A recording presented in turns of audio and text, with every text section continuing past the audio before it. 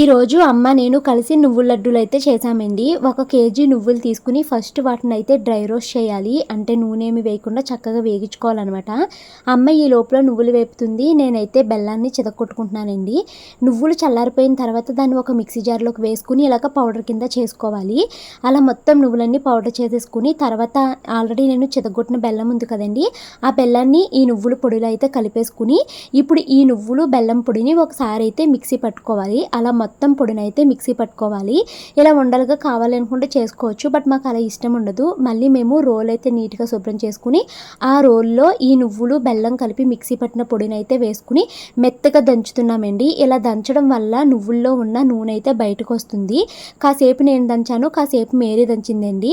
ఇక మేరీ దంచుతూ ఉంటే మరో పక్కన నేను అమ్మ కలిసి నువ్వుల లడ్డూలు అయితే చేస్తున్నాము. ఇలా దంచడం వల్ల నువ్వుల లడ్డూలు మనకి తొక్కుల లడ్డూలాగా వచ్చాయి. నూనె పైకి రావడము, నువ్వుల లడ్డు చాలా టేస్టీగా అయితే ఉంది. మీరు ట్రై చేయండి ఒకసారి.